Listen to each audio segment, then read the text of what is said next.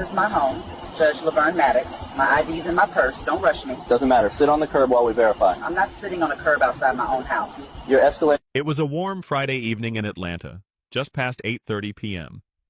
The sun had dipped behind the magnolia trees lining the quiet cul-de-sac in Silver Lake, a neighborhood known for its stately homes and manicured lawns. Porch lights flickered on. Sprinklers hissed in timed sync. A golden retriever barked once, then fell silent. Judge Laverne Maddox parked her silver Lexus ES in the driveway of her two-story brick colonial. She was returning from a symposium at Emory Law where she had just spoken on equal protection under the 14th Amendment. Her briefcase sat on the passenger seat. A hardcover volume, Colorblind Constitution, rested atop it. She stepped out, heels clicking against the stone path, and approached her front door with keys in hand. That's when the police cruiser turned the corner. Two uniformed officers, one male, one female, exited the vehicle briskly.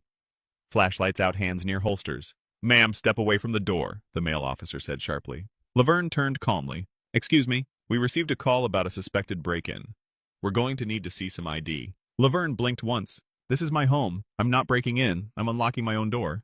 The officer didn't move. "Do you live here?" Laverne opened her purse slowly and retrieved her wallet, extending a Georgia driver's license and a federal ID badge. "Hon Laverne Maddox, U.S. District Judge." The officer barely glanced. His voice didn't change. "We still need to verify. Please take a seat on the curb." Laverne's posture stiffened. "I am not sitting on the curb outside my home." The female officer shifted uncomfortably. "Ma'am, it's for your safety and ours." "My safety," Laverne said, eyes narrowing. "Or your control." There was a pause.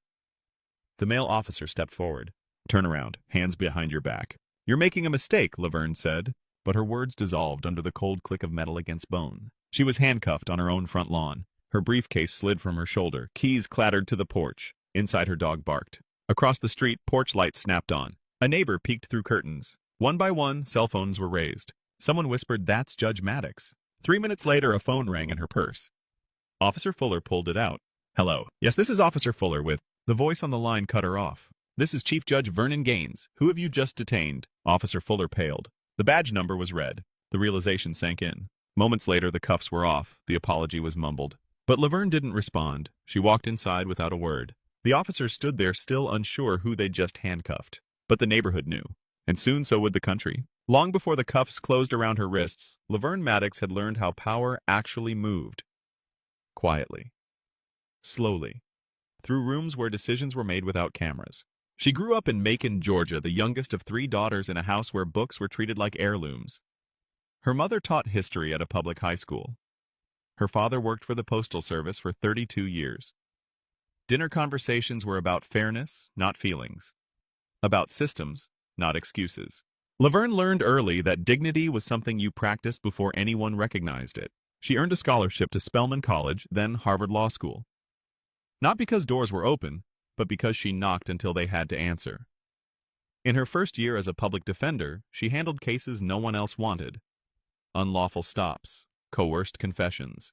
People arrested because someone felt uncomfortable. She learned the patterns by heart. After a decade in civil rights litigation, she joined the federal bench. Her rulings were precise, narrow, difficult to overturn. She cited precedent like a surgeon used a scalpel. No wasted motion. Colleagues described her as unshakable. Defendants called her fair. Police unions called her strict. She considered all of it background noise. The house in Silver Lake was not a reward, it was a choice. Close enough to the courthouse. Quiet enough to think. Purchased 7 years earlier, mortgage paid down methodically. The front door camera installed after a neighbor suggested it. Not from fear,